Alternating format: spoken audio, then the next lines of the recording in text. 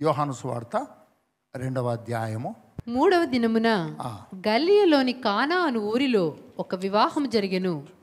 యేసు తల్లి అక్కడ ఉండెను. యేసును ఆయన శిష్యులను ఆ వివాహమునకు పిలువబడిరి. ద్రాక్షారసం అయిపోయినప్పుడు యేసు తల్లి వారికి ద్రాక్షారసము లేదని ఆయనతో చెప్పగా, యేసు ఆమెతో, అమ్మా, నాతో నీకేమి పని? నా సమయం ఇంకను రాలేదనెను. ఆయన తల్లి పరిచారకులను చూచి, ఆయన మీతో చెప్పినది చేయుడనెను. యూదుల శుద్ధీకరణ ఆచార ప్రకారము 2-3 తూములు పట్టు 6 రాతి బాణలు అక్కడ ఉంచబడి ఉండెను. యేసు ఆ బాణలు నీళ్లతో నింపుడని వారితో చెప్పగా, వారు వాటిని అంచుల మట్టుకు నింపిరి. అప్పుడు ఆయన వారితో, మీరిప్పుడు ముంచి విందు ప్రధాని యొద్దకు తీసుకుని పొండని చెప్పగా, వారు తీసుకుని పోయిరి. ఆ ద్రాక్షారసం ఎక్కడి నుండి వచ్చానో ఆ నీళ్లు ముంచి తీసుకుని పోయిన పరిచారకులకే తెలిసినది గాని విందు ప్రధానికి తెలియకపోయాను గనుక, ద్రాక్షారసమైన ఆ నీళ్లు రుచి చూచినప్పుడు ఆ విందు ప్రధాని పెండ్లి కుమారుని పిలిచి, ప్రతివాడును మొదట మంచి ద్రాక్షారసమును పోసి జనులు మత్తుగా ఉన్నప్పుడు జబ్బురసము పోయెను. నీవైతే ఇదివరకును మంచి ద్రాక్షారసము ఉంచుకొని ఉన్నావని అతనితో చెప్పెను. గలిలయలోని కానాలో యేసు ఈ మొదటి సూచక క్రియను చేసి తన మహిమను బయలుపరిచెను. అందువలన ఆయన శిష్యులు ఆయన యందు విశ్వాసముంచిరి. గట్టిగా హల్లెలూయా చెప్దామండి. అయితే ఇక్కడ మనం చూస్తూ ఉన్నాము, మనందరికీ తెలుసు ఈ సందర్భం, మనందరికీ ఈ సందర్భము తెలుసు.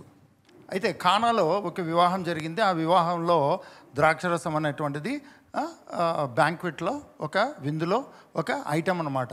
చాలా ఇంపార్టెంట్ అనమాట. మనము మటన్ బిర్యానీలో మటన్ అయిపోయింది అనుకోండి, మటన్ బిర్యానీలో మటన్ అయిపోయింది అనుకోండి, రైస్ ఎక్కువ పడి ఒక ముక్క తక్కువ పడింది అనుకోండి, మ్యారేజ్లో ఏం చేస్తాం మనం?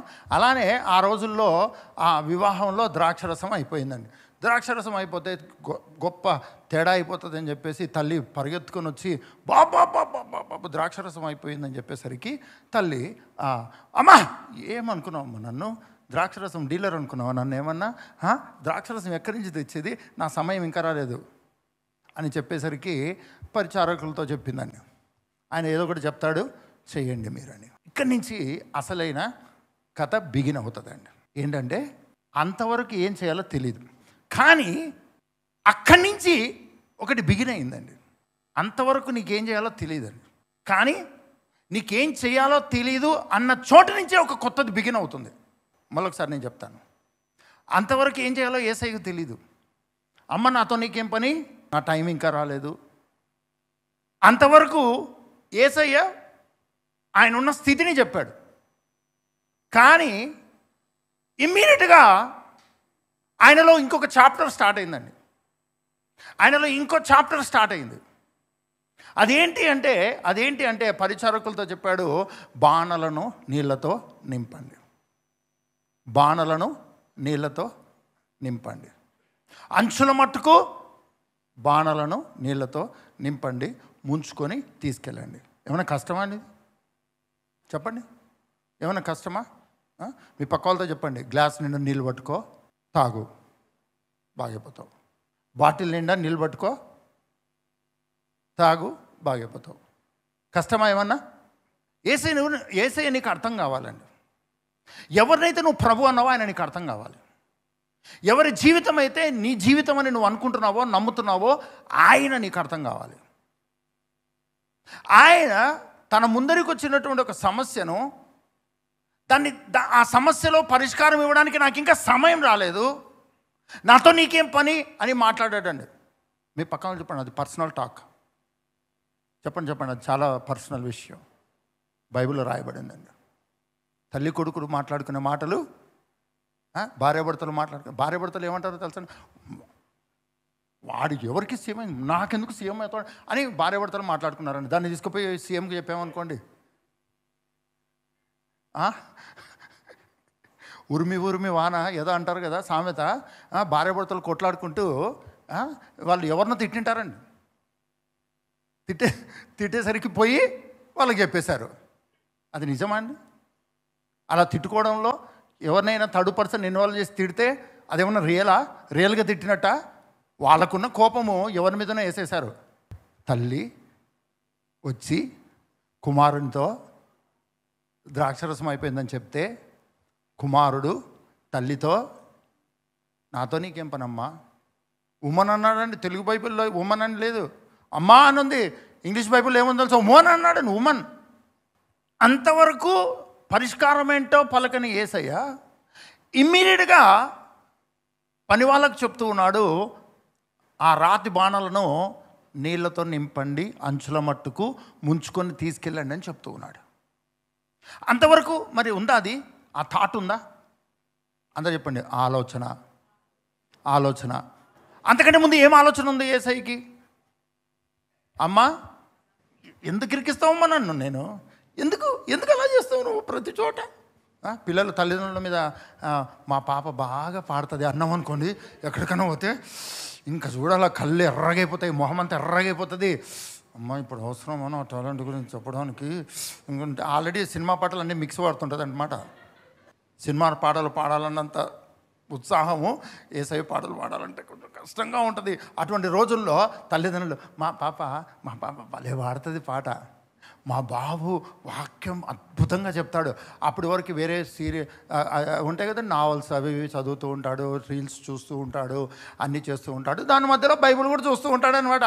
అదేదో నడుస్తుంటుందండి. పాపం వాళ్ళ యవ్వన జీవితంలో ఏం ఉంటాయి, తల్లిదండ్రులకు ఏం తెలుసండి? అన్నీ ఆరిపోయిన జీవితం, అన్నీ ఎండిపోయిన జీవితం, నో ఎమోషన్స్. జనరేషన్ గ్యాప్ కాదండి, అన్ని గ్యాపులే. పిల్లలు ఏమన్నా అర్థమవుతుందా? పిల్లల కష్టాలు, పిల్లల శోధనలు ఏమన్నా అర్థమవుతాయండి తల్లిదండ్రులకు? Same attitude. యేసయ్యకు సినిమాలు చూసే అలవాటు, సీరియల్ చూసే అలవాటు ఉందని నేను చెప్పట్లేదండి. ఉన్నట్టుండి తల్లిదండ్రులు పిల్లల్ని అన్నామనుకోండి, నా విషయమే చెప్తున్నానండి. మా అమ్మ కనుక ఎవరికైనా నా గురించి మా వాడు అన్నామనుకోండి, నాకు ఎంత ఒళ్ళు మండిపోయేదంటే, ఇంకా మా అమ్మను ఏమనలేము, నీ తల్లిదండ్రులను దూషించువాని కళ్ళను అడవి కాకులు వచ్చి అట్లా తిట్టలేము, కోపలేము, కాకులతో పీకించుకోలేము. ఇంకా ఏమనలేక ఇంకా మా అమ్మ ఏం చేయాలబ్బా అని చాలా నాకు ఆ పొజిషన్ ఇక్కడ అర్థమవుతుందండి. యేసయ్య అలా ఇరిటేట్ అయ్యి ఉంటాడు, అలా డిస్టర్బ్ అయి ఉంటాడని మీకు అర్థమైందో నాకు తెలియదు, కానీ నాకు మాత్రం ఒకటి అర్థమైంది. ఏంటంటే beyond my limit, beyond my thinking, I don't have any solution for this అన్న పొజిషన్. కానీ వెంటనే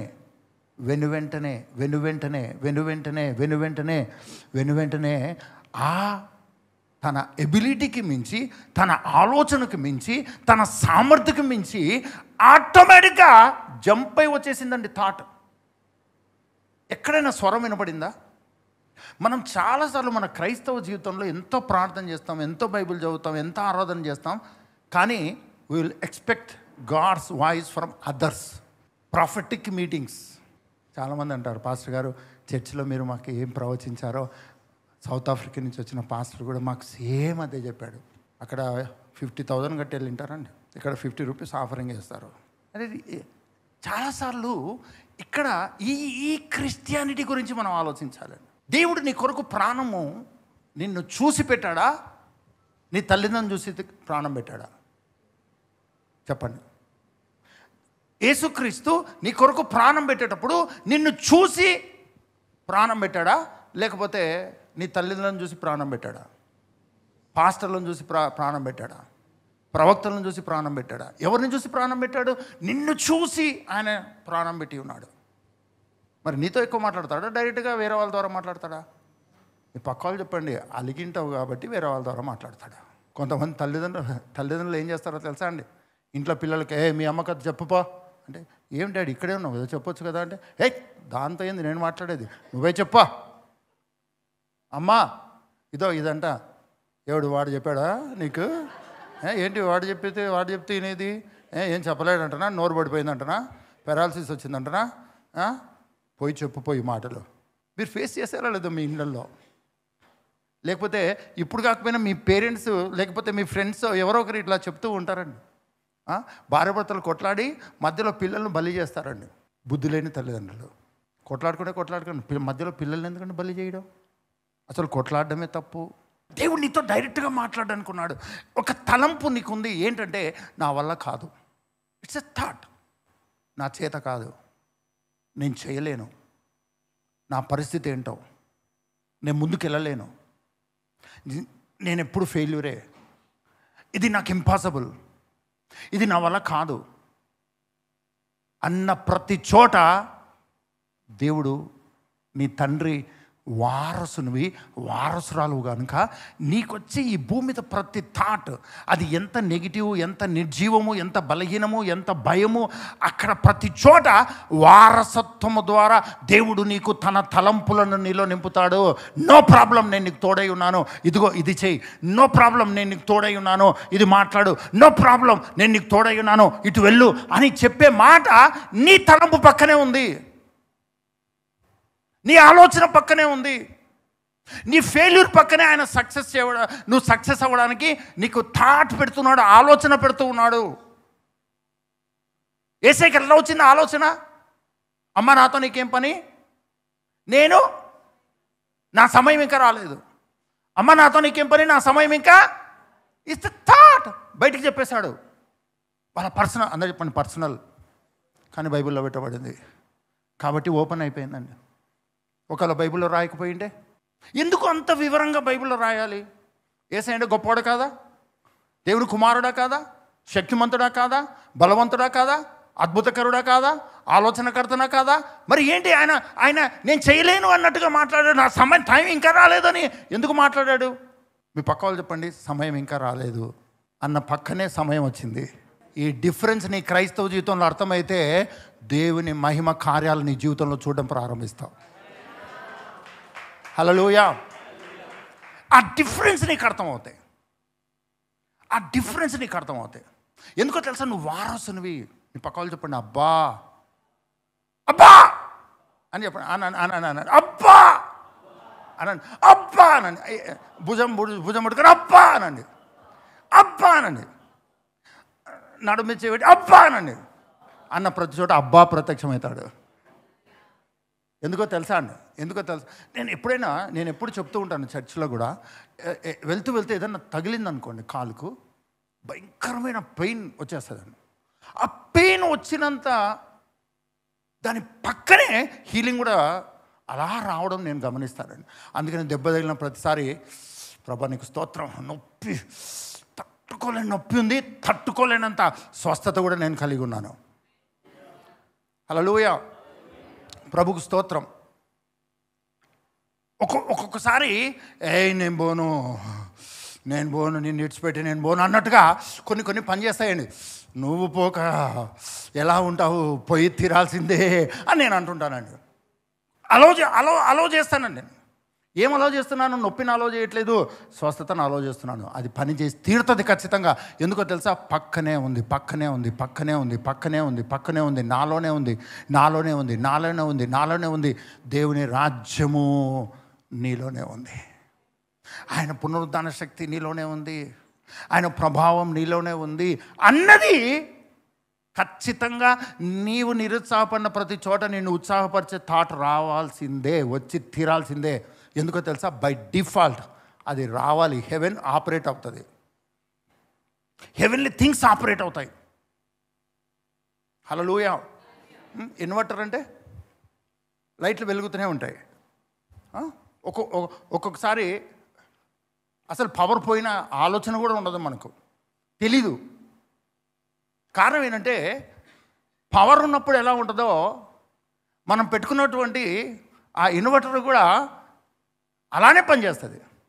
ఆ డిఫరెన్స్ నీకేం అర్థం కాదు. కాకపోతే ఫ్యాను 4లో తిరిగే ఫ్యాను సెకండ్లో తిరుగుతున్నట్టుగా కొంచెం స్లో అవ్వచ్చు. ఆ డిఫరెన్స్ను బట్టే అనొచ్చు. కానీ ఎక్కడ పవర్ పోతుందో ఇమ్మీడియట్గా దాని పవర్ అది చూపించడం ప్రారంభమవుతుంది. నీవు ఈ భూమి మీద ఈ భూ సంబంధమైన, రాజ్య సంబంధమైన, ఈ భూ సంబంధమైనటువంటి విధానాల్లో, ఈ భూ సంబంధమైన బిజినెస్ల్లో, ఈ భూ సంబంధమైన చదువుల్లో, ఈ భూ సంబంధమైనటువంటి ఉద్యోగాల్లో, ఈ భూ సంబంధమైన పరిస్థితుల్లో నువ్వు ఎక్కడ పవర్లెస్ అవుతావో, డిసప్పాయింట్ అవుతావో, వీక్ అవుతావో, దేవుని రాజ్యము ఆటోమేటిక్గా ఆపరేట్ అవుతుంది. దేవుని రాజ్యం ఆటోమేటిక్గా ఆపరేట్ అవుతుందండి. మీకు ఈ సందర్భం మీకు ఇంకా పూర్తిగా అర్థమైనట్లేదు. ఎందుకో తెలుసా, ఎక్కడైతే నాతో నీకేం పని అన్నాడో, ఎక్కడైతే నా సమయం ఇంకా రాలేదన్నాడో పక్కనే సమయం వచ్చింది. ఎందుకు? దేవుని రాజ్యము ఆపరేట్ అయింది, దేవుని రాజ్యము పనిచేయడం ప్రారంభమైంది. ఆ డిఫరెన్స్ ఏం అర్థం కావట్లేదు ఇక్కడ. అర్థమైందా? వెరీ వెరీ వెరీ నెక్స్ట్ సెకండే దేవుని రాజ్యము పనిచేస్తుంది.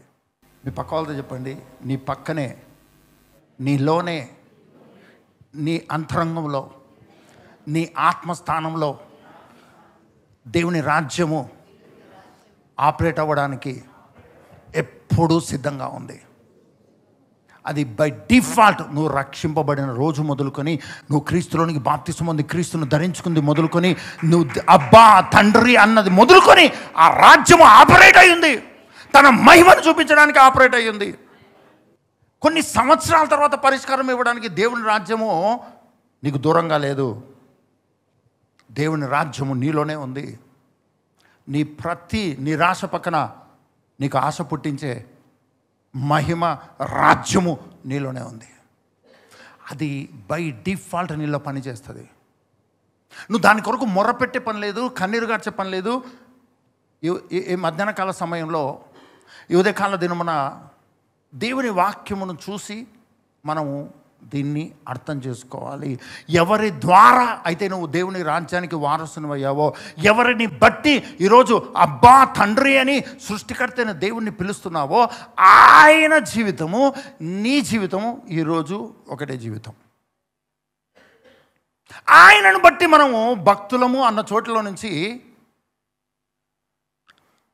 కుమారులము, వారసులు మన స్థితిలోకి వచ్చాం. గట్టిగా హల్లెలూయా చెప్దామండి. యోహాను సువార్త 5వ అధ్యాయం 19వ వచనం. కాబట్టి యేసు వారికి ఇట్లు ప్రత్యుత్తరమిచ్చెను, తండ్రి ఏది చేయుట కుమారుడు చూచునో అదే కాని తనంతట తాను ఏదియూ చేయనేరడు. మేలుకో. దేవుడు నీ కొరకు ఏది ఆలస్యం చేసే దేవుడు కాదు. ఏది ఆలస్యం చేసే దేవుడు కాదండి. ఎందుకో తెలుసా, దేవుడు ఇమ్మీడియట్గా నీకు నీ తలంపుల్లో మాట్లాడతాడు. ఇమ్మీడియట్గా ఆయన మాట్లాడుతున్నాడా లేదా సంబంధం లేదండి. నీకు ఒక థాట్ వస్తే దాని పక్కనే వేరే థాట్ ఉంటుంది. నీకు ఒక ఆలోచన వస్తే వేరే ఆలోచన పక్కనే ఉంటుంది.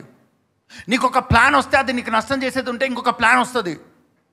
నువ్వు ఒకరిని కలవాలనుకుంటే ఆ ప్లాన్ పక్కనే ఉంటుంది. ఎవరిని కలవాలో, కలవకూడదో. ఇది నువ్వు ప్రార్థన చేస్తే వచ్చేది కాదు. అసలు మీ పక్కన నీ పుట్టుక అటువంటిది. కోపంతోనండి, పుట్టుక అటువంటిది అనండి. ఈ పుట్టుక అటువంటిది అండి అనండి. ఏం పుట్టుక పుట్టావు అనండి గట్టిగా అనండి. ఏం పుట్టుక పుట్టావు, నీ జీవితమే అంతా అనండి. నీ క్రైస్తవ పుట్టుక ఎటువంటిదో తెలుసా? నీకు పరిష్కారం లేని సమస్య ఉంటే పక్కనే పరిష్కారం ఉంటుంది. అటువంటి ఆశీర్వాదకర పుట్టుక పుట్టావు. ఎవడైనా క్రీస్తునందున్న ఎడల వాడు పాతవి సమస్తము. ఎక్కడ పాతది ఉంటుందో పక్కనే నూతనమైనది ఉంది. హల్లెలూయా. ఎక్కడ పాతది ఉందో అక్కడ నూతనమైనది ఉంది. ఎక్కడ బలహీనమైనది ఉందో దాని పక్కన బలమైనది ఉంది. ఎక్కడ నిన్ను పడగొట్టేది ఉందో నిన్ను నిలబెట్టేది ఉంది. హల్లెలూయా. ఎక్కడ నువ్వు డిసప్పాయింట్ అవుతావో, భయపడతావో అక్కడ నిన్ను పక్కనే ధైర్యపరిచేది ఉంది. అదే నూతన సృష్టి, నూతన పుట్టుక, నూతన అనుభవము. హల్లెలూయా. కానీ మనం చేసే మిస్టేక్ ఏంటో తెలుసా అండి? Immediately we look at the people. ప్రజల వైపు చూస్తాం, సేవకుల వైపు చూస్తాం. తప్పు కాదండి. నీ కొరకు ఒక ప్రవక్త రావాలండి. ఏం ప్రభువా, ఒక ప్రవక్తను పంపలేవా? ఒక పంపు నాయన, ఒక ప్రవక్తను పంపు నాయన. దేవుడు గొప్పనా, ప్రవక్త గొప్పనా? చెప్పాలి. ప్రవక్త కూడా గొప్పవాడే. కానీ ఏ దేవుడైతే నీ కొరకు ప్రాణం పెట్టాడో అదే దేవుడు ఆయన రాజ్యాన్ని నీలో ఒక చిప్ ఉంటో చూడండి. అది లేకపోతే పనిచేయదండి. ఇంట్లో మైక్రో పనిచేయడం మానేసిందండి. స్విచ్ ఆన్ చేస్తే లైట్లు ఏం లేవండి, డల్గా నల్లగా ఉందండి. ఏం వెలుతురు లేదు, దాంట్లో లైటింగ్ లేదు, ఏం లేదు. టెక్నీషియన్ వచ్చాడండి. మదర్ బోర్డు ప్రాబ్లం ఉందని తీసుకెళ్ళిపోయాడండి. ఇంతవరకు మైక్రోవన్ తెచ్చినప్పటి నుంచి కూడా దాని మీద కప్పలేదండి. అదింత మదర్ బోర్డు తీసుకుపోగానే జెస్సీ ఏం చేసిందో తెలుసా, అదొక్కటి కనపడకపోయేసరికి దాని మీద అసహ్యం వేసిందండి. ఇచ్చి ఈ మదర్ బోర్డు లేకపోతే దీని జీవితమే వేస్ట్ అని దాని మీద కప్పేసిందండి, ఎవరు చూడకుండా. నీకు అర్థం కావట్లేదండి, నీ క్రైస్తవ జీవితము నీకు అర్థం కావట్లేదు. ఏదేదో ఊహించేసుకుంటున్నావు, లోక సంబంధంగా ఆలోచిస్తున్నావు.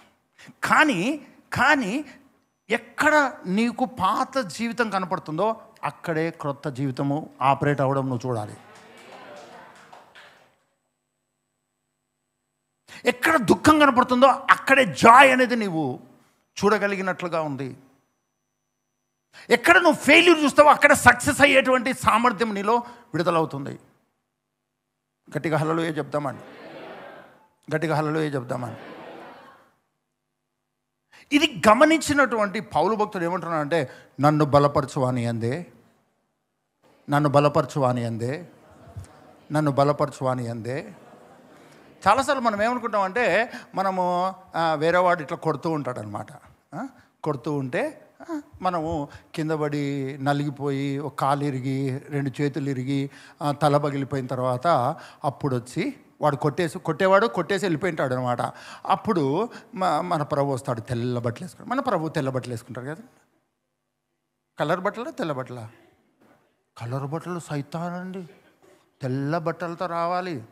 మనం దెబ్బలు తినాలి, ఆయన వచ్చి స్వస్థపరచాలి. మనం బర్గర్లు తినాలి, ఆయన వచ్చి స్వస్థపరచాలి. చాలాసార్లు ప్రభు మన జీవితాలను డిసప్పాయింట్ చేయడానికి కారణం ఏంటో తెలుసా? నువ్వు ఒక స్టేజ్కి ప్రభు నా వల్ల కాదు అని చేతులు ఎత్తేసేటట్టు చేయడానికి కారణం ఏంటో తెలుసా అండి? నువ్వు ఆయనను గుర్తించాలి. You need to recognise his presence. అంతే తప్ప నిన్ను ఎక్కడ వదలడానికి కాదు. నువ్వైనా వదలొచ్చేమో కానీ ఆయన నిన్ను వదలడు, నిన్ను విడువడు, నిన్ను ఎడబాయడు. నువ్వు లోయలో ఉన్న ఆయన నీతో ఉంటాడు, నువ్వు కరువులో ఉన్న ఆయన నీతో ఉంటాడు. ఎందుకో తెలుసా అండి? ఆయన ఉన్న చోట కరువు సమృద్ధిగా మార్చబడుతుంది. ఆయన ఏం చేయడు, ఆటోమేటిక్గా మారుతుందండి. బాగా గమనించండి, యేసుక్రీస్తు ఈ భూమి మీద శరీరధారిగా యేసయ్య ఉన్నప్పుడు ఆయన మొట్టమొదటిసారి ఆయన ఒక ప్రాబ్లం తన ముందరికి వచ్చినప్పుడు, ఒక సొల్యూషన్ ఆయన ఇవ్వాల్సిన సమయం వచ్చినప్పుడు ఆయన రెస్పాండ్ అయినటువంటి స్థితి, తర్వాత రెస్పాండ్ అవ్వాల్సిన స్థితి, దానికి ఏమాత్రం గ్యాప్ లేదండి, ఏమాత్రం గ్యాప్ లేదు. ఎందుకో తెలుసా? ఈ భూమి మీద సమస్య నీకు కనపడినప్పుడు నీ డిసప్పాయింట్మెంట్, నీ ఇరిటేషన్, నీ బాధ, నీ దుఃఖము ఎలా ఉంటుందో దాని పక్కనే పరలోకము యొక్క మహిమ ప్రభావము నిన్ను నింపడం కనపడుతుంది, నింపబడడం కనపడుతుంది. నువ్వు చేసే బిజినెస్ కానీ, నువ్వు చేసే జాబ్ కానీ, నువ్వు చదివే చదువు కానీ, నువ్వు ఒక యూనిక్ పర్సన్గా ఉండాలండి. ఒకప్పుడు ఎలా ఉన్నా నడిచిపోయేది, కానీ ఈరోజు సంథింగ్ నీ దగ్గర ఒక న్యూ థింగ్ అనేది నీ దగ్గర ఉండాలి, ఒక స్పెషల్ అనేది నీ దగ్గర ఉండాలి. లేకపోతే నీ ఇంట్లో వాళ్ళని నీకు విలువ ఇవ్వరు. వచ్చారా నాయన, తాగిపోదురా టీ. యోహాను సువార్త చదివారా మీరు? 2వ అధ్యాయం చదివారా? ఎప్పుడైనా ఇట్లా అర్థమైందా? నీలో ఉన్న పరిశుద్ధాత్ముడు, నీలో ఉన్న దేవుని రాజ్యం ఏం చేస్తుందో తెలుసా? ప్రతి చోట నువ్వు వెరీ వెరీ వెరీ స్పెషల్ పర్సన్గా మేనిఫెస్ట్ చేస్తుంది నీలో నుంచి. హల్లెలూయా. నేను చాలా ప్రత్యేకమైన వ్యక్తి, నువ్వు చాలా మోస్ట్ ఇంపార్టెంట్ పర్సన్గా ప్రతి చోట నిన్ను నిలబెట్టేటువంటి దేవుని రాజ్యం నీలో నువ్వు కలిగి ఉన్నావు. Irrespective of your experience, irrespective of your qualification. నీ క్వాలిఫికేషన్ ఎంత, నీ ఎడ్యుకేషన్ ఎంత, నీకున్న అనుభవం ఎంత, సంబంధం లేదు. One word will make you special among your people. మీ పక్క వాళ్ళు చెప్పండి, సమస్య నీకు కనపడితే భయపడొద్దు, పరిష్కారం పక్కనే ఉంది, అది ఆపరేట్ అవుతుందని ఆయనను ఘనపరచడం ప్రారంభించు. హల్లెలూయా. మోడుబారిన జీవితాలను చిగురింపచేయగలవు నీవు, మారానుభవం మధురముగా మార్చగలవు నీవు. ఒక్క నిమిషం అండి. చాలాసార్లు మనం చేసే మిస్టేక్ ఏంటో తెలుసా? ఓల్డ్ టెస్ట్మెంట్లోకి వెళ్ళి ఓల్డ్ టైంని ఫాలో అవుతామండి. కారణం ఏంటంటే ఓల్డ్ టెస్ట్మెంట్లో దేవుని రాజ్యము అంత యాక్టివ్గా మనుషుల మధ్యలో పని చేయడము అన్నది లేదు. దేవుని రాజ్యం ఎవరిలో ఒకరిలోనే పనిచేసేది. ఇప్పుడు న్యూ టెస్ట్మెంట్లో క్రీస్తులో ఉన్న ప్రతి ఒక్కరిలో దేవుని రాజ్యం అక్కడే ఇరుక్కుపోయింది. దేవుని రాజ్యం అక్కడే ఆపరేట్ అవుతుంది. దేవుని రాజ్యం ఆయన మహిమ అక్కడే పనిచేస్తుంది. నువ్వు ఉన్న చోటనే ఆయన రాజ్యం ఉంది, ఆ మహిమ ఉంది. హల్లెలూయా. మీ పక్కన వాళ్ళతో చెప్పండి, పెళ్ళి ఉంది, పెళ్ళిలో పెళ్లి పిల్లగాడు ఉన్నాడు, పెళ్లి పిల్ల ఉందండి, ద్రాక్షరసం కూడా ఉందండి. పెళ్లి పిల్లగాడు ఉన్నాడు, పెళ్లి పిల్ల ఉంది, ద్రాక్షరసం అయిపోయిందండి. అక్కడే యేసయ్య ఉన్నాడు. హల్లెలూయా. అక్కడే తల్లి ఉంది. హల్లెలూయా. తల్లి వచ్చింది, యేసయ్యకు చెప్పింది ద్రాక్షరసం అయిపోయిందని. అమ్మా అమ్మా అమ్మా ఇరికిచ్చొద్దమ్మా, ఇక్కడ ఈ ద్రాక్షరసము పెళ్ళికి మనం గెస్టులుగా వచ్చాం, మనం చెప్తే వింటారమ్మా. ఏం మాట్లాడతావమ్మా, ఇరికిచ్చి పడేస్తావు నన్ను ఎక్కడక్కడ. కానీ ప్రభుకి స్తోత్రం, ఆమె రెడీ. మీ పక్కన చెప్పండి, తల్లులు మహాజ్ఞానులు, కొడుకుల మీద ఓవర్ కాన్ఫిడెన్స్. ఏదో ఒకటి చేస్తాడు మనోడు, ఏదో ఒకటి చేస్తాడండి. మామూలు తల్లులకి అంత ఓవర్ కాన్ఫిడెన్స్ ఉంటుంది పిల్లల మీద. మరి మరియమ్మకు దూత చెప్పిన మాటలు, ఆయన ఎవరు, ఆయన ఏం చేస్తాడు, ఆయన ఎలా ఉంటాడు అని చెప్పిన తర్వాత అంత జ్ఞానం ఉన్న తర్వాత వదిలిపెడుతుందా? ద్రాక్షరసం తిరిగి రావాల్సిందే. కొంతమంది తల్లులు ఉపవాసం ఉండి పిల్లలు ఉద్యోగాలు చేస్తుంటే, ఉద్యోగం మా వాడి ఉద్యోగం పోయి సేవకు రావాల్సిందంటే ఉద్యోగం పోయి సేవకు వచ్చేస్తారండి. కొంతమంది ఏం చేస్తాడు, మా వాడు సేవ సేవ అని చెప్పేసి మమ్మల్ని సాగు కొడుతున్నాడు, వానికి ఇప్పుడే సేవ చేసే మనసు పోయి గవర్నమెంట్ జాబ్ తెచ్చుకున్నాను గాక. వాడు సేవకు పనికి రాకుండా జాబు తెచ్చుకుంటాడండి. తల్లులు మామూలు కాదండి, హెవెన్ అన్న అర్థం చేసేస్తారు. దేవుని రాజ్యం కట్టబడను గాక నా కొడుకు జీవితంలో. దేవుని చిత్తానికి తర్వాత ముందు నా కొడుకు, నా పిల్లలు నేను చెప్పినట్టు. మీ పక్క వాళ్ళతో చెప్పండి, మరి అమ్మ ఆల్రెడీ దేవుని రాజ్యంలో ఆపరేట్ అవుతుంది. యేసయ్య అవ్వలేదు, తర్వాత అయ్యాడు. ఎందుకు ఆమె ఆల్రెడీ అవుతుందో తెలుసా అండి? ఆల్రెడీ దూత యేసయ్య గురించి ఏమైతే చెప్పడం జరిగిందో ఆ నాలెడ్జ్ ఆమెకుంది. కాబట్టి సమస్యను యేసయ్య దగ్గరికి తీసుకొస్తుందండి. He can do all things.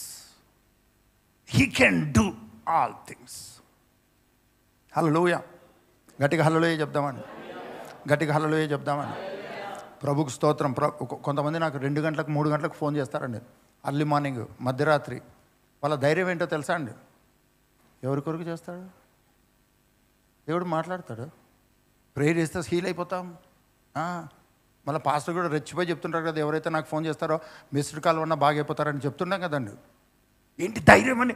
ఆ టైంలో ఫోన్ ఎత్తుతాననే నమ్మకం ఉంటుందా? ఫోన్ నంబర్ తగిలితే చాలు హీల్ అయిపోతాం మేము. అదొక ఫెయిత్ అని. ఎలా వచ్చింది ఆ ఫెయిత్? మీ పక్కలు చెప్పండి, దేవుని రాజ్యం ఆపరేట్ అవుతుంది, నీ భక్తి కాదు. మీ పక్కలు చెప్పండి, నువ్వు రెచ్చిపోయి ఉపవాసాలు ఉండకు. ఆల్రెడీ దేవుని రాజ్యం నీలో ఉంది, ఆల్రెడీ అది ఆపరేట్ అవ్వడానికి సిద్ధంగా ఉంది. బై డిఫాల్ట్ ఆపరేట్ అవుతుంది. కాకపోతే ఆ రాజ్యమును ధ్యానించడానికి నువ్వు టైం కేటాయించు. ఆ రాజ్యము నీకు ఏ విధంగా అర్థమవుతుంది అంటే, ఈ వాక్యం ద్వారా నీకు అర్థమవుతుంది. దాన్ని ధ్యానించడానికి నువ్వు ఫాస్టింగ్ చేయి, ఉపవాసం ఉండి కనిపెట్టుకొని ఇలా ఇలా ఇలా ఇలా ప్రభా వర్డ్లో ఇలా చెప్పబడుతుంది కదా, వర్డ్లో రాజ్యం ఇలా పనిచేసింది కదా. దేవుని రాజ్యం అంటే ఏంటి? భోజనము. దేవుని రాజ్యం అంటే ఏంటి చెప్పండి? భోజనము. ఏంటది? మనం కాదన్న వరకే ఉండి ఉపవాసం మానేస్తామండి, ఉపవాసం ఉంటాం, ఆహారం తినడం మానేస్తామండి. దేవుని రాజ్యం ఏం కాదు. చాలాసార్లు మనము ఈ జాయ్ మీద కాన్సన్ట్రేషన్ చేయకుండా భోజనం పానం మీద దృష్టి పెట్టి, నేను తినను ప్రభు, నేను మటన్ తినను ప్రభు అని మానేసి కూర్చుంటామండి మనం. పిల్లలు వాళ్ళకి కావాల్సింది కొనేయకపోతే నేను తినను. అరే మటన్ ఫ్రై చేసిన, గోంగూర మటన్ చేసిన, తిను అంటే నేను తినను. నాకు విలువ లేదు ఇంట్లో. నేను చెప్తే ఎవరు వినట్లేదు. నాకు కావాల్సింది ఇవ్వరు, కానీ మటన్ గోంగూర. ఇలానే మన క్రైస్తవ జీవితంలో కూడా దేవుని దగ్గర ఇటువంటి కథలే పడతామండి. మీ పక్కన చెప్పండి, కథలు పడదు ప్లీజ్. ఎందుకంటే నువ్వు ఆల్రెడీ దేవుని రాజ్యానికి వారసును అయిపోయావు. దేవుని రాజ్యంతో డేంజర్ ఏంటో చెప్పనాన్ని. ఒక్కసారి నువ్వు క్రీస్తులోకి బాప్తిసం పొంది క్రీస్తుని ధరించుకున్న తర్వాత నీ మీద ఆ రాజ్యము 100% 100 ఫోల్డ్ ఆపరేట్ అవుతూనే ఉంటుంది. కానీ నీకు తెలిసిందంతా ఏంటంటే ఈ భూ సంబంధమైనది ఆపరేట్ అవుతుంది అనుకుంటున్నావు. నువ్వు డెవిల్ కుయుక్తి నీ మీద ఆపరేట్ అవుతుంది అనుకుంటున్నావు. డిసీజ్ సిక్నెస్ నీ మీద ఆపరేట్ అవుతుందని. మోర్ దాన్ దట్ దేవుని రాజ్యం నీ మీద ఆపరేట్ అవుతుంది. దేవుని రాజ్యం ఆ మహిమను నీలో నివసింపజేస్తుంది. ఆ మహిమ గ్లోరీ, ఆ ప్రభావం అనేటువంటిది నీలో నిలిచి ఉంటుంది. హల్లెలూయా. అది మేనిఫెస్ట్ చేస్తే, అది నీకు అర్థమవుతే, ఆ ఆలోచన నువ్వు పట్టుకొని ఆ ఆలోచన నెరవేరిస్తే ఈ భూమి మీద నీ గుర్తింపు వేరుంటుంది. నిన్ను మనుషులు నిన్ను అపాయింట్మెంట్ తీసుకోవడానికి రెడీ అవుతారు. నీ ఎడ్యుకేషన్ సంబంధం లేదండి. నీకున్న జ్ఞానము, నీ కమ్యూనికేషన్ స్కిల్స్ ఏం అక్కర్లేదండి. ఎవరు పట్టించుకోరు. హల్లెలూయా. నేను చాలా చోట్ల తమిళ్, మలయాళీ, ఇంగ్లీష్, హిందీ అన్ని చోట్లకి వెళ్తానండి నేను. కానీ దేవుడు నాకు ఇచ్చిన కృప ఏంటో తెలుసా? ఎందుకంటే అన్ని జ్ఞానాలు, అన్ని లాంగ్వేజెస్కి మించిన లాంగ్వేజ్, హెవెన్లీ లాంగ్వేజ్ నాలో ఉంది. కాబట్టి నేనేం చేస్తానంటే మనుషులకు లాంగ్వేజ్తో సంబంధం లేదు. అద్భుతం కావాలా, లాంగ్వేజ్ కావాలండి? చెప్పాలి. అద్భుతం కావాలా, లాంగ్వేజ్ కావాలా? మీ పక్క వాళ్ళు అనుకోండి, అద్భుతం కావాలా, లాంగ్వేజ్ కావాలా? స్వస్థత కావాలా, లాంగ్వేజ్ కావాలా? లాంగ్వేజ్ కావాలంటే పో. అద్భుతం కావాలా? హల్లెలూయా. ప్రభుకు స్తోత్రం, ప్రభుకు మహిమ కలుగును గాక. మీ పక్క వాళ్ళతో చెప్పండి, నువ్వు ఏ పరిస్థితుల్లోనైనా సరే ఆ పరిస్థితులకు మించిన మహిమ నీలో నివసిస్తుంది. ఆ గ్లోరీ నీలో నివసిస్తుంది. దాన్ని నువ్వు మేనిఫెస్ట్ చేస్తే నిన్ను నమ్మాల్సిన వాళ్ళు నిన్ను నమ్మడం ప్రారంభిస్తారు. హల్లెలూయా. నీ క్రైస్తవ జీవితంలో నీ విలువ ఏంటో నీకు తెలియట్లేదు. నువ్వు ఉన్నటువంటి ప్రపంచమే ఇంతకు మించి నేనేం చేయలేను అని నీ ఎక్స్పీరియన్స్, నీ టాలెంట్ మీద నువ్వు ఆధారపడుతున్నావు. కానీ నీలో ఉన్న వాళ్ళని టాలెంట్ నీలో నుంచి ఆపరేట్ చేయడానికి సిద్ధంగా ఉన్నాడు. నీలో ఉన్నవాని జీవము నీలో నుంచి ఆపరేట్ చేయడానికి సిద్ధంగా ఉన్నాడు. నీలో ఉన్నవాని జ్ఞానాన్ని నీలో ఆపరేట్ చేయడానికి సిద్ధంగా ఉన్నాడు. హల్లెలూయా. నీలో ఉన్నవాడు తన ప్రభావాన్ని నీలో ఆపరేట్ చేయడానికి సిద్ధంగా ఉన్నాడు. నువ్వు సిద్ధంగా ఉండాలి. గట్టిగా హల్లెలూయా చెప్తామండి. అందుకొరకనే ఆయన నీ కొరకు ప్రాణం పెట్టి ఉన్నాడు. ఎందుకు నీ కొరకు ప్రాణం పెట్టాడంటే, ఎందుకు నిన్ను విమోచించాడంటే, ఎందుకు నీ కొరకు రక్తం కార్చాడంటే, ఎందుకు నీ కొరకు మరణించాడు అంటే, ఎందుకు నీ కొరకు తిరిగి లేచాడంటే, నువ్వు ఈ భూమి మీద ఆయనలో తిరిగి లేచి తలగా ఉంచబడడానికి.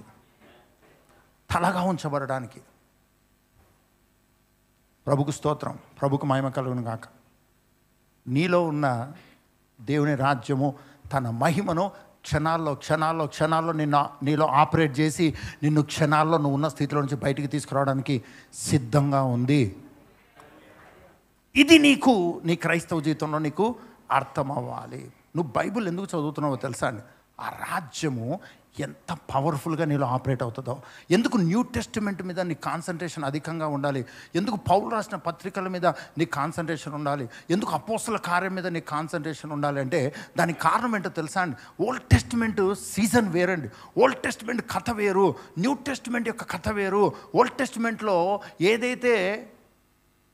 దేవుడైతే ఉన్నాడో న్యూ టెస్టిమెంట్కి వచ్చేసరికి అబ్బా అయిపోయాడండి ఆయన. న్యూ టెస్టిమెంట్, ఓల్డ్ టెస్టిమెంట్ వాళ్ళు అబ్బా అంటుంటే దేవుడు అని ప్రవక్తను పంపుతాడు. ఇప్పుడు అబ్బా అంటుంటే అబ్బా లోపల ఉన్నాడు. హల్లెలూయా. ఆయన మహిమ లోపల ఉంది. హల్లెలూయా. నువ్వు అబ్బా అనే లోపలనే ఆయన మహిమ నీలో ప్రత్యక్షమవుతుంది, ప్రభావం చూపిస్తుంది. హల్లెలూయా. ఇలాంటి క్రైస్తవ జీవితాన్ని నీవు అనుభవించడానికి ఈ వాక్యమును నువ్వు తినాలి. You need to eat the word. Don't read the word, eat the word. నువ్వు తింటే నీ మైండ్, నీ థాట్స్, నీ థింకింగ్, నీ హృదయము, నీ శరీరము, నీ శరీరంలో ప్రతి కణము ఏమవుతుందంటే ఆ ఆహారముతో నింపబడుతుంది, ఆ జీవంతో నింపబడుతుంది. ఆ రాజ్యము నీలో ఆపరేట్ అయ్యే స్థితి నీకు అర్థమవుతుంది. కళ్ళు మూసుకుందాం. Thank you Jesus. ఇంతవరకు నువ్వు బాప్తిసం పొందకపోతే, ఇంతవరకు యేసు క్రీస్తు నీ ప్రభువుగా నీ హృదయంలో విశ్వసించి నోటితో ఒప్పుకోకపోతే, ఆ రాజ్యం యొక్క మహిమ నీ జీవితంలో నువ్వు అనుభవించడానికి మారు మనసు పొందు, బాప్తిసం పొందు.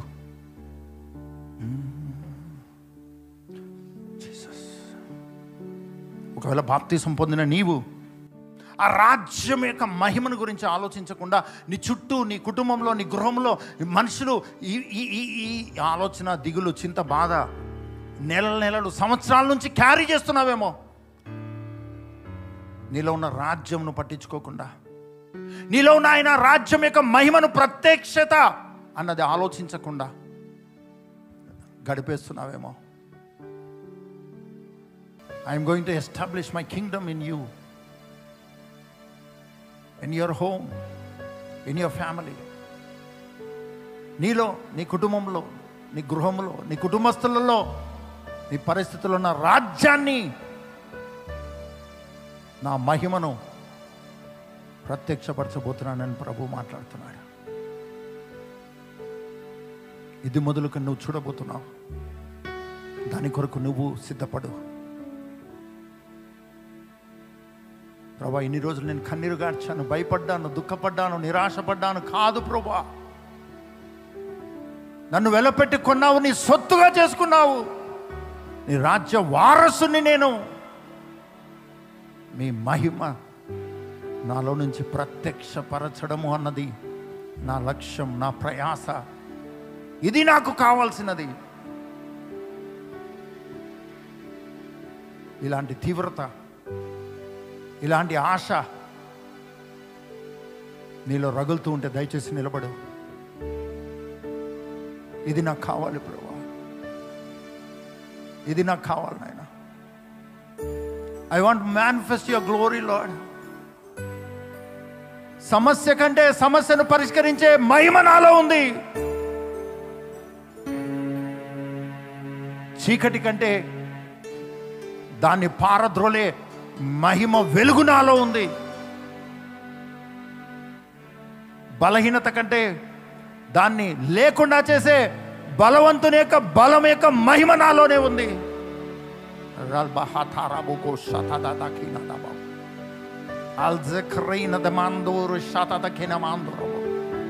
ప్రభా, ఎవరి ద్వారానో నాతో మాట్లాడడం కాదు ప్రభువా, నీ సన్నిధి, నీ స్వరము, నీ ప్రేమ, నీ కౌగిలిని, మీ ఆదరణ, మీతో కలిసి ఆనందించడం నాకు నా వ్యక్తిగత అనుభవం అవ్వాలి. వేరే వాళ్ళ ద్వారా మాట్లాడొద్దని నేను చెప్పట్లేదు. నా కొరకు ప్రాణం పెట్టిన నీవు నాతో మాట్లాడకుండా వేరే వాళ్ళ ద్వారా మాట్లాడవు నాయన. నేను గ్రహించలేని సంగతులే వేరే వాళ్ళతో మాట్లాడతావు. కానీ ప్రతిదీ మీతో అన్యోన్యమైన సహవాసంలో నేను వర్ధిల్లాలి. నోరు తెరిచి మాట్లాడాలి, నోరు తెరిచి మాట్లాడండి. ప్రభుతో మాట్లాడండి, ప్రభుతో మాట్లాడండి, ప్రభుతో మాట్లాడండి, ప్రభుతో మాట్లాడండి. నేను సరిగా గ్రహించకపోతేనే, నేను సరిగా ఆలోచించలేకపోతేనే, సరిగా మీ యొక్క నడిపింపును గ్రహించలేకపోతేనే వేరే వాళ్ళ ద్వారా మాట్లాడు. కానీ నాకు నేర్పించు ప్రభువా, నేర్పించు, నేర్పించు, నేర్పించు. వ్యక్తిగతంగా నేను మీలో పరిపూర్ణం అవ్వాలి. వ్యక్తిగతంగా నేను మిమ్మల్ని గ్రహించుకోవాలి. మీరేం చేస్తున్నారో చూడాలి. ప్రేమతో మీరు నాతో మాట్లాడే ప్రతి మాట నేను వినాలి, నీలో ఆనందించాలి, గంతులు వేయాలి. నాకు నేర్పించు, నాకు నేర్పించు, నాకు నేర్పించు. పరిస్థితుల స్వరం కంటే, వ్యాధుల స్వరము కంటే, మనుషుల స్వరము కంటే అధికముగా మీ స్వరం, మీ సన్నిధి, మీ కార్యములు నేను అనుభవించాలి. నోరు తెరవండి, అడగండి, మాట్లాడండి, మాట్లాడండి, మాట్లాడండి, మాట్లాడండి, మాట్లాడండి. ఇది మొదలుకొని నేను ఘనపరిచేది మిమ్మల్ని. నోరు తెరిచి నేను మాట్లాడే మాట నిన్ను స్తుతించడమే, నిన్ను ఘనపరచడమే, నిన్ను హెచ్చించడమే.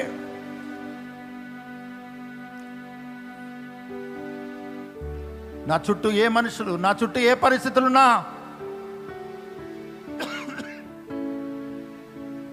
ఒక్క యేసయ్య చెప్పిన మాటను బట్టే ఆ వివాహంలో ఎంతమంది ఉన్నా సరే అందరి అవసరత తీరింది. నీ ఒక్క వ్యక్తిగా, ఒక భార్యగానో, ఒక చెల్లెలుగానో, ఒక అక్కగానో, ఒక తమ్మునిగానో, ఒక తండ్రిగానో, నువ్వు ఎవరైనా సరే నీ కుటుంబంలో నీ ఒక్క వ్యక్తి ద్వారా తన మహిమను నీ కుటుంబంలో ప్రత్యక్షపరచడానికి రెడీగా ఉన్నాడు ప్రభు. ఎవరి గురించి నువ్వు డిస్టర్బ్ అవ్వకు. అపవాది ఎవరినో చూపించి, నీ ఇంట్లో వాళ్ళని చూపించి నిన్ను డిసప్పాయింట్ చేస్తాడు.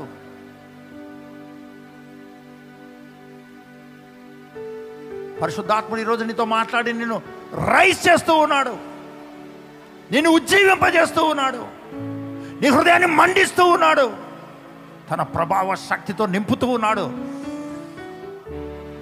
నోరు తెరువు, నోరు తెరువు, అన్ని భాషలు మాట్లాడు. నోరు తెరిచి అన్ని భాషలు మాట్లాడు. నోరు తెరువు, నోరు తెరువు.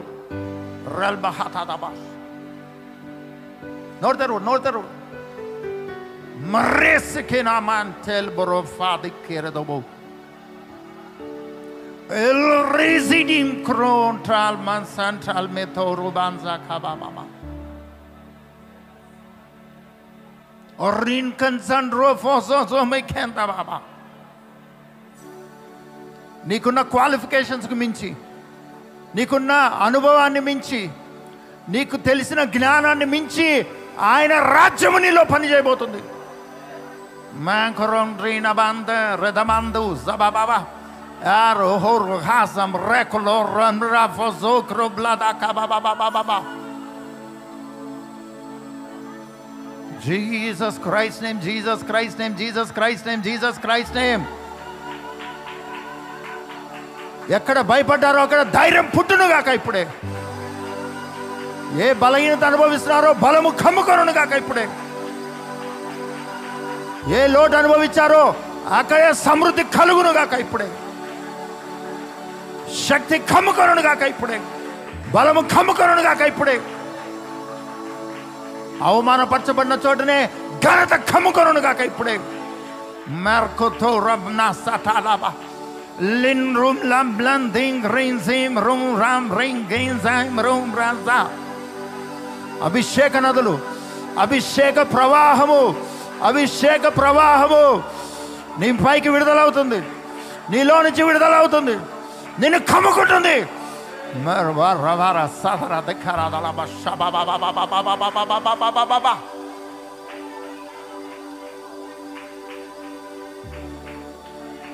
బలహీనమైన ఎముకల స్థానంలో నూతన ఎముకలు కమ్ముకుంటున్నాయి. బలహీనమైన అవయవాల స్థానంలో నూతన అవయవాలు.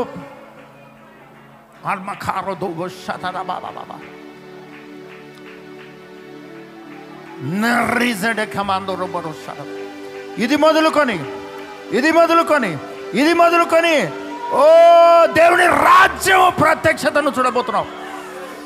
నీలో చూడబోతున్నావు, నీ కుటుంబంలో చూడబోతున్నావు, నీ ద్వారా చూడబోతున్నావు.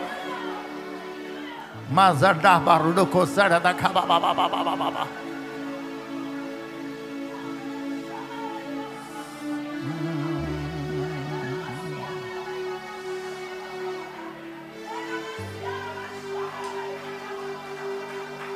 అసాధారణమైన రీతిలో నీళ్ళలో నుంచి ద్రాక్షరసం వచ్చినట్లుగా అసాధారణంగా నీ జీవితంలో నువ్వు అనుభవించబోతున్నావు.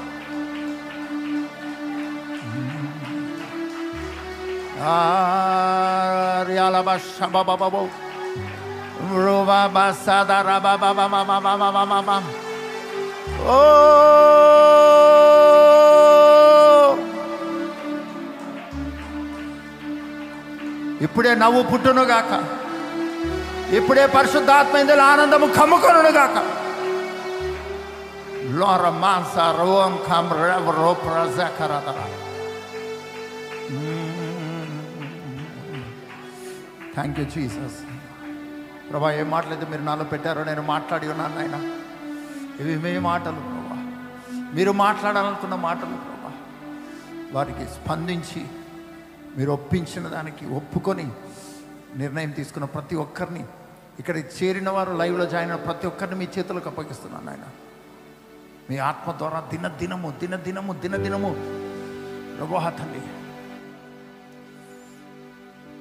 వారిలో మీ మహిమ ప్రత్యక్షపరచబడి వారి చుట్టూ ఉన్నవారు, వారి ఆఫీస్ కానీ, బిజినెస్ కానీ, ఉద్యోగం కానీ, చదువు కానీ, వారి కుటుంబస్తులు కానీ, వారి బంధువులు కానీ, ప్రతి చోట వారు రికగ్నైజ్ చేయబడుగాక, వర్ధిల్లుదురుగాక, మీ మహిమను చూచుదురుగాక, మీ నామాన్ని ఘనపరచుదురుగాక.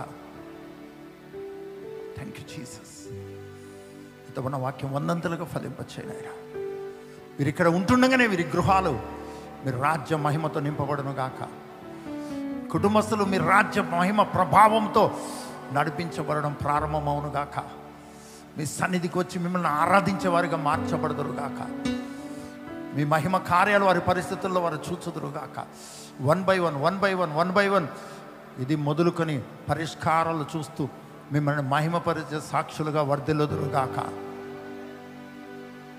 ప్రభా, చిన్న చిన్న సాక్ష్యాలు కాదు నాయన, ఎంత గొప్పగా మీ నామం గణపరచబడితే అంత గొప్ప కార్యాలు జరిగించు నాయన. మీరెంత గొప్పవారో అంత గొప్ప కార్యాలు జరిగించి మీ నామాన్ని గొప్ప చేసుకుని ఆయన ఒక్కొక్కరి జీవితంలో మీరు మహిమ పొందండి. మీ చేతులకు అప్పగిస్తూ వారు తీసుకున్న నిర్ణయంలో, మీ అభిషేకంలో, మీ ఆత్మ ద్వారా నడిపించమని, దినదినము బలపరచమని యేసు పరిశుద్ధ నామం నడుచున్నాం తండ్రి. ఆమేన్.